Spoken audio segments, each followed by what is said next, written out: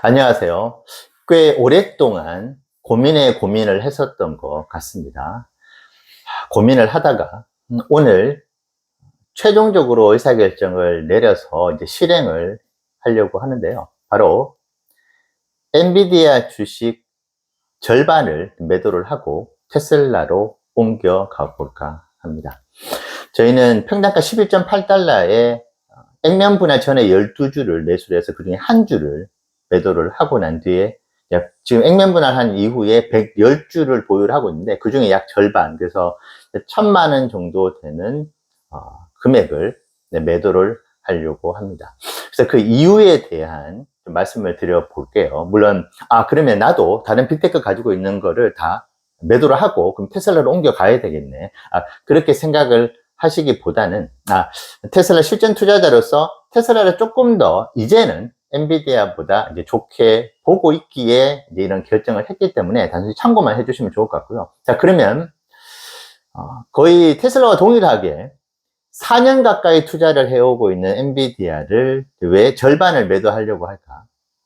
조금은 이상한 이유이다고 이제 생각하실 수도 있는데, 미국 주식 역사에서 우리가 알고 있는, 이름만 들으면 아는 회사의 시초가 있죠. IPO로 상장을 하고 난 뒤에 시초가 기준 현재 도대체 얼마나 많이 올랐는지를 한번 확인을 해 보면은 투자에 좀 참고가 될 것 같긴 해요.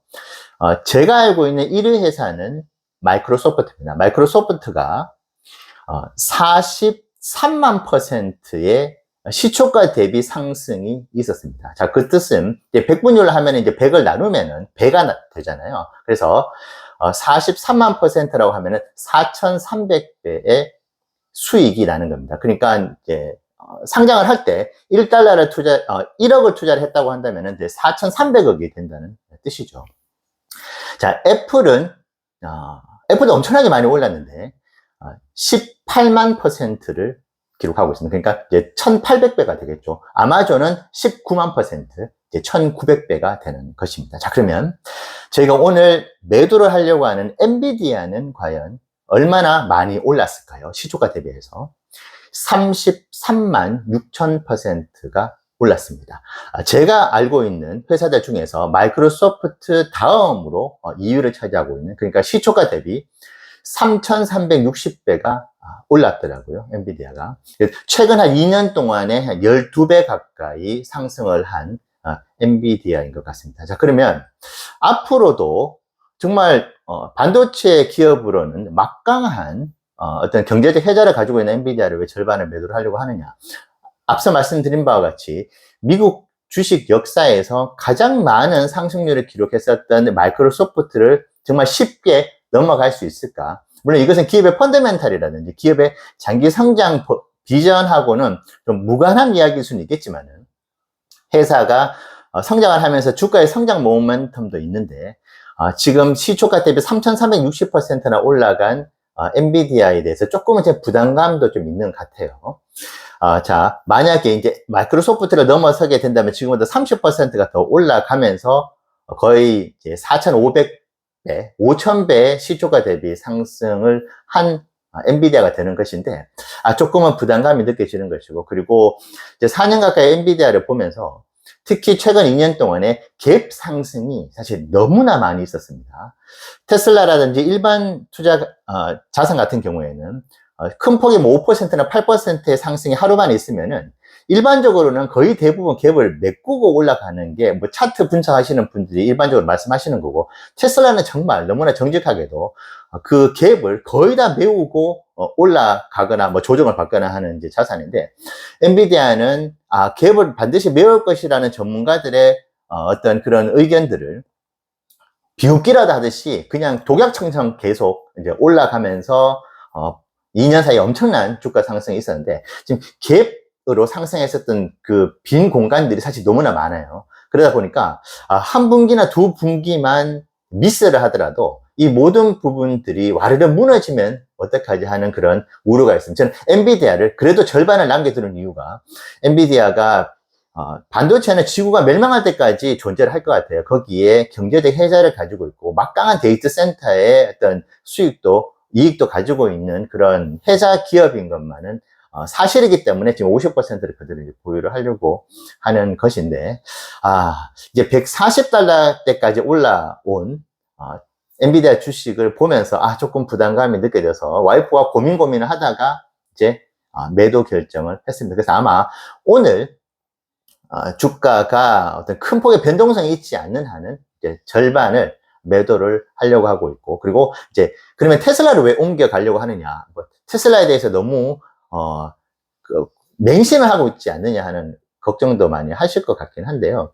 저는 이제 4년 넘게 테슬라 투자를 하면서 테슬라에 대한 공부도 많이 해왔고, 그리고 긴 호흡으로 바라봤었을 때는 테슬라만한 안정감 있는 그리고 지속적인 성장을 가져다 줄 자산은 없다라고 생각을 하고 있기 때문에 테슬라의 비중을 조금 더 엔비디아로부터 옮겨오려고 하고 있고, 앞서 말씀드렸던 시초가 대비해서 지금 현재 주가 대비 올라간 퍼센테이지는 테슬라는 그렇게 높지가 않습니다. 물론 큰 폭의 상승을 이제 기록을 한 것이긴 합니다만, 테슬라는 13,600%의 시초가 대비 주가 상승이 있었습니다. 그러니까 시초가 대비해서 136배의 주가 상승이 있었던 것이죠. 물론 이제 엔비디아의 3,360배나 마이크로소프트의 4,300배하고는 좀 차이가 있는 것이죠. 물론 그 이유는 아마도 테슬라가 아직까지 창업한 지 업력이 엔비디아나 마이크로소프트와는 이제 많이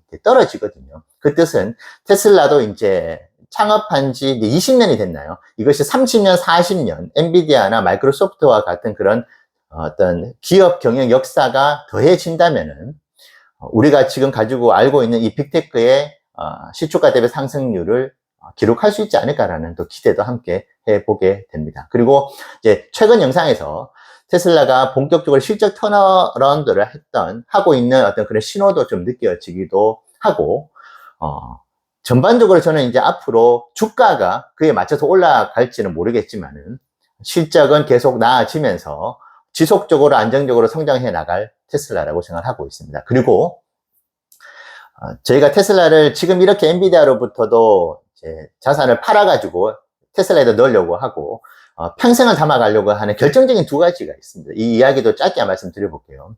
저는 외식에 근무를 하면서 이제 다른 글로벌 외식 기업도 공부를 많이 해 왔는데, 맥도날드가 미국에서 1980년대, 1970년대 미국의 어떤 그 문화들을 전 세계에 전파하려고 할 때에 선봉장 역할을 했었던 게 맥도날드입니다. 그때 미국 대사관에서 각 국가의 그 영사관에는 대사관이 있잖아요. 맥도날드가 1호점을 오픈하려고 할 때 기업이 그렇게 활동을 하는 데 있어서 정부가 움직여줬습니다. 각 국가의 영사관이나 대사관에서 그 1호점을 프로모션하고 홍보를 하고 맥도날드를 알리는데 천병 역할을 했었거든요. 그 뜻은 미국의 어떤 문화를 전파를 하는 것이 미국 전체 경제의 어떤 버팀목 역할을 할 것이다. 그리고 길게 봤었을 때는 그 부분들이 매우 중요한 역할을 할 것이라는 것을 미국 정부가 알고 있고, 그래서 매우 주도 면밀하게 외식 기업들을 통해서 문화를 전파시켰습니다. 자, 이 말씀을 드린 이유는 지금 AI 전쟁이 각 국가별로 이루어지고 있어요. 미국 정부가 테슬라라는 희대의 아이콘과 같은 그런 경영 퍼포먼스를 보여주고 있는 이 테슬라를 과연 내칠 수 있을 것인가? 물론 지금 뭐 미대선 결과에 따라서 특정 정당이 조금 더 지지를 해주고 어떤 정당은 좀 디스를 놓는 그런 행보를 보이겠지만, 긴 호흡으로 봤었을 때 절대로 저는 테슬라를 미국 정부가 보이는 곳이든 보이지 않는 곳이든 서포트를 해주지 고의적으로 배척하지는 않을 것이고, 혹시 테슬라가 위기에 빠졌을 때 구원의 손을 내밀 수 있는 것 역시 미국 정부라고 생각합니다. 지금 스타쉽 5차 발표도 그렇고, 얼마 전에는 우주 비행사가 고립이 되어 있었죠. 그것을 스페이스X에서 이제 스타쉽을 띄웠나요? 우주선을 띄워가지고 또 구조해내는 그런 미션들도 수행을 했지 않습니까? 그런 상황, 특히 우주 산업에 있어서 역시도 지금 이제 우주 전쟁이 실제로 이제 보이지 않는 곳에서 벌어지고 있는데, 테슬라를 미국 정부가 버릴 수는 없다고 생각하고 있기 때문에, 그래서 매우 긴 호흡으로 봤었을 때는 테슬라가 안정적일 수 있겠다는 생각이 들었고, 그리고 차이나 리스크를 많이 얘기를 하시는데, 저는 테슬라가 차이나 리스크조차도 없는 회사라고 생각을 하고 있습니다. 왜냐하면 미국 브랜드이긴 하지만은 중국에서 지금 기가 상하이가 있죠. 근데 기가 상하에서 생산되는 테슬라 전기차의 95%의 부품들은 중국 현지 로컬 기업, 로컬 부품 기업들이 소싱을 해주고 있습니다. 그렇기 때문에 실제로 엄청난 수의 중국인들을 먹여 살려주고 있는 것이 테슬라거든요. 그리고 테슬라가 중국 전기차의 어떤 발전에 엄청난 역할을 하고 있고 앞으로도 역할을 할 것이라는 부분, 그리고 이번에 기가 팩토리 상해가 또 에너지 사업을 하기 위해서 또 생산해내고 있기 때문에 에너지 사업에 대한 중국의 발전 역시 또 테슬라를 통해서 충분히 윈윈을 할 수 있는 구조가 되거든요. 자, 그렇기 때문에 저는 차이나 리스크도 거의 없는 상태에서 중국의 매출을 발생시키고 있잖아요. 저는 구글 주주인데 구글은 피해도 낮고 어떤 기업이 저평가가 되기 일쑤입니다. 왜냐하면 중국에서 사업을 할 수가 없기 때문이거든요. 근데 테슬라는 중국에서 사업을 하면서도 차이나 리스크가 거의 없을 만큼 나름의 매우 주도 면밀한 전략, 그래서 부품의 95%를 현지 로컬 업체들이 담당을 해주고 있다. 그래서 이 두 가지가 저는 테슬라를 물론 변동성이 있겠지만은 평생 한번 모아가 봐도 되겠다는 생각을 했었고, 지금도 하고 있고, 그런 생각들이 더 있고, 아직 올라갈, 우리가 투자를 하면서 조금 먹을 거리가 아무래도 다른 빅테크보다는 조금 더 많다는 생각을 또 하고 있기 때문에 이번에 과감하게 엔비디아의 자산 절반을 매도를 하고 테슬라로 옮겨가 볼까 합니다. 그래서 자, 그러면 언제 이번에 매도를 해서 테슬라로 이제 가져갈 이 주식을 언제 그러면은 매수를 할 것인가, 이 부분들은 지금 계속 좀 공부를 하려고 하고 있어요. 하지만 분할 매수 전략을 여전히 택하진 않을까 하는 생각을 하고 있고, 이 부분은 구체적으로 저희가 플랜이 나오면은 또 여러분들 투자에 참고하시라고 공유 드리도록 하겠습니다. 오늘 영상 투자에 참고가 되시면 좋겠습니다. 감사합니다.